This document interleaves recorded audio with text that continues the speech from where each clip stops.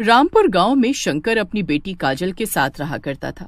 शंकर की पत्नी का कई महीनों पहले एक बीमारी के कारण देहांत हो चुका था, जिसके बाद से शंकर बीमार रहने लगा। उसे अपनी जवान बेटी की शादी की काफी चिंता होती थी, जिस वजह से वो और ज्यादा बीमार रहने लगा और शंकर की बेटी काजल को घर संभालने के लिए काम करने के लिए निकलना पड़ा। पिताजी, आप समय पर दवा खा लीजिएगा, मैं काम पर जा रही हूँ। इतना कहकर काजल घर से निकल जाती है और पहुंचती है उस जगह पर जहां वो मौत से खेलकर पैसे कमा रही थी।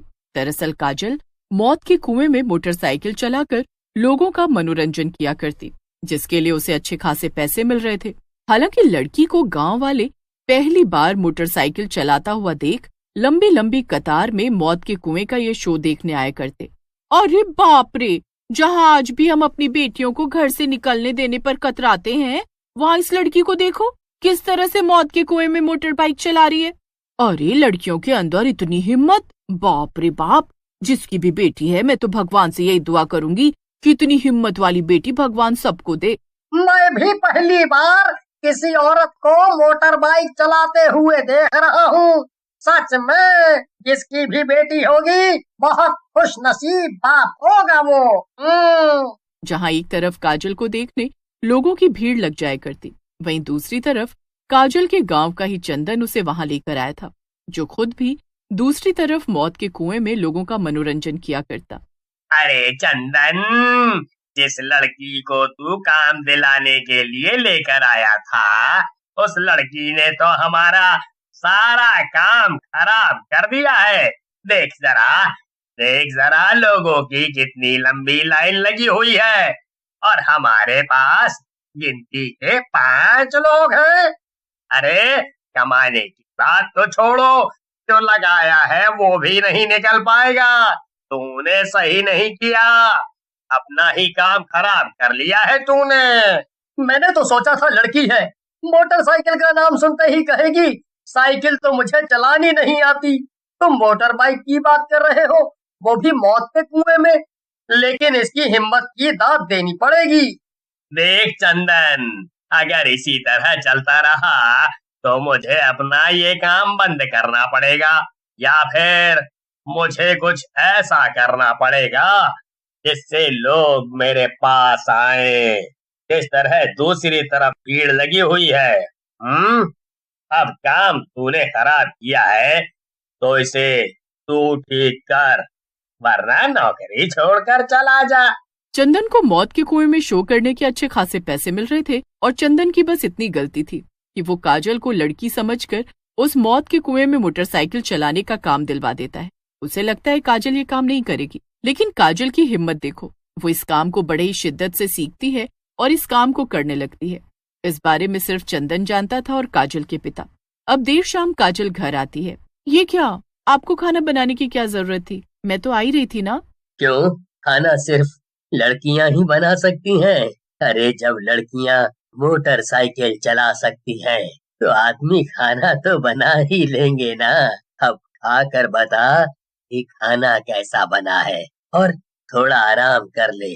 जब से तेरी माँ गई है तब से तो मेरी तबीयत को ना जाने क्या हो गया है। हिम्मत करके काम पर जाने की सोचता भी हूँ तो मुझसे कुछ नहीं हो पाता। शंकर और काजल दोनों ही बैठकर खाना खाते हैं और सो जाते हैं। अब अगली सुबह जब काजल काम पर जाने लगती है तो उसके घर उसका पड़ोसी चंदन आता है। अच्छा हुआ काजल, तू मुझे मिल गई। मुझे तुझसे कुछ कहना था। दरअसल मैंने जो तुझे काम दिलवाया है, मौत के कुएं में मोटर बाइक चलाने वाला, उसे तू छोड़ दे। तू कहेगी तो मैं तेरे लिए कोई अच्छा काम ढूंढ दूंगा। लेकिन अचानक ऐसी भी क्या बात हो गई? किसी ने कुछ कहा क्या? पिताजी तो मेरे मोटर बाइक चलाने के खिलाफ नहीं है और गांव वालों को इस बारे में पता नहीं है। इसे मेरी मजबूरी समझ ले, मैं तुझे समझा रहा हूँ बस। मेरे घर की क्या हालत है तुझे अच्छे से पता है। अगर मैं ये काम छोड़ देती हूँ तो पिताजी की दवा का, घर के खाने खर्च की दिक्कत होगी और मुझे इसमें अच्छा खासा पैसा मिल रहा है। बल्कि मैंने इसे सीखने के लिए करीब 3 से 4 महीने लगाए, वो भी बिना पैसे लिए। तो मैं इस काम को कैसे छोड़ सकती हूँ? चंदन काजल को समझाने की कोशिश करता है, लेकिन काजल को उस काम से अच्छे पैसे मिल रहे थे तो वो भी इस काम को नहीं छोड़ता।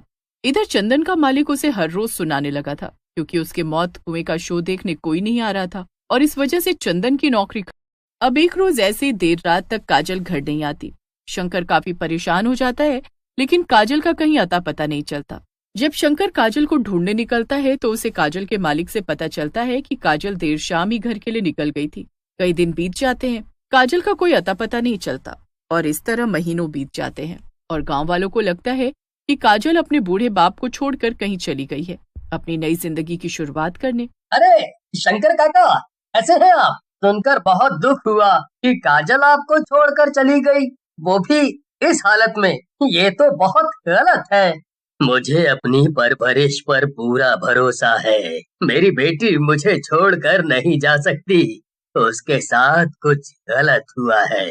ना तो पुलिस मानने को तैयार है, ना ही गांव वाले। मुझे कुछ भी समझ नहीं आ रहा है। मैं भी कितना अभागा बाप हूँ जो अपनी बच्ची को ढूंढ नहीं पा रहा हूँ। महीनों बीत चुके हैं, अब वो कहाँ होगी, कैसी होगी, कुछ खबर नहीं मुझे। मैं तो बस यही कहूँगा, हिम्मत रखो काका, सब ठीक हो जाएगा। क्या ठीक हो जाएगा? हाँ, क्या ठीक हो जाएगा?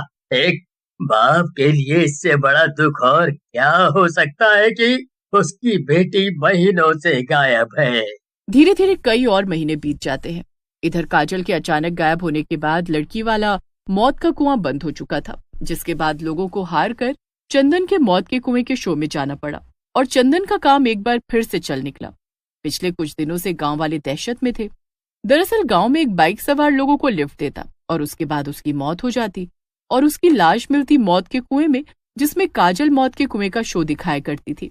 अरे काका, आपको पता नहीं है, पिछले कुछ दिनों से जंगल के रास्ते एक बाइक सवार लोगों को लिफ्ट देता है और उसके बाद उसे मौत के कुएं में मरा हुआ पाया जाता है। ना जाने क्या हो रहा है, अब तक गांव में 3 मौत हो चुकी है।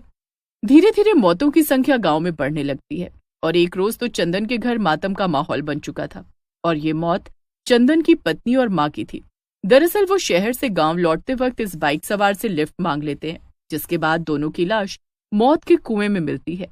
गांव वाले हैरान थे। अरे अब बहुत हुआ, अब तक तो गांव में इतनी मौत हो चुकी है कि अगला किसका नंबर है किसी को नहीं पता। आखिर ये सब क्यों हो रहा है? ये वही मौत का कुआं है जहाँ एक लड़की मोटर बाइक चलाया करती थी और उस लड़की के जाने के बाद से ही ऐसा हो रहा है। मैंने तो अपना सब कुछ खो दिया। मैं खुद को कभी माफ नहीं करूंगा, कभी नहीं। लेकिन तुम अपने आप को माफ नहीं करोगे, मुझे कुछ समझ नहीं आ रहा। अभी तुम्हें हिम्मत की जरूरत है, हिम्मत रखो। भगवान से कहो कि ये सब जो हो रहा है उसका जल्द से जल्द पता लग सके और हम और बाकी गांव वालों को और खुद की जान बचाने के लिए कुछ कर सके। गांव पर गहरा संकट मंडरा रहा है।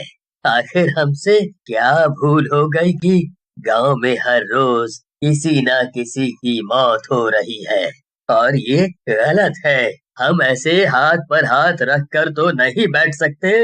शंकर काका बिल्कुल ठीक कह रहे हैं। शंकर काका ने भी अपनी जवान बेटी खो दी है। उनकी बेटी काफी दिनों से नहीं मिल रही। वो अब जिंदा भी है या नहीं इसके बारे में किसी को कुछ नहीं पता। लेकिन देखो जरा काका के अंदर कितनी हिम्मत है। कुछ सीखो चंदन इनसे। चंदन रो रहा था। जब फुलवा शंकर काका की ओर इशारा करके चंदन को इतनी सी बात कहती है तो चंदन रोते हुए शंकर के पैरों में गिर जाता है। शंकर काका मुझे माफ कर दीजिए और बाकी गांव वालों से भी मैं माफी मांगना चाहता हूँ। अपनों से तो मैं माफी मांग नहीं सकता क्योंकि वो मुझे छोड़कर जा चुके हैं।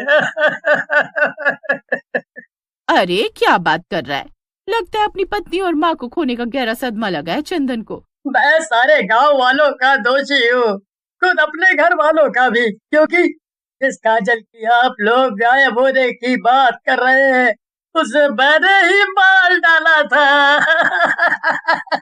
दरअसल जिस रात काजल घर नहीं आई थी उस रात मैंने काजल को घर छोड़ने की बात कही और उसे मौत के कुएं में ले गया। वहां मैंने बाइक चलाते हुए उसे गिरा दिया। ये सारी बातें चल ही रही होती हैं कि तभी वहां पर एक बाइक रुकती है और चंदन जो कि रो रहा था वो सम्मोहित हो जाता है और उस बाइक पर बैठ जाता है, जिसके बाद उसकी भी लाश कुछ घंटे बाद उस मौत के कुएं में मिलती है। और उस दिन के बाद गांव में मौत होना तो बंद हो चुका था, लेकिन काजल के पिता शंकर को अपनी बेटी की मौत का गहरा सदमा लगा था।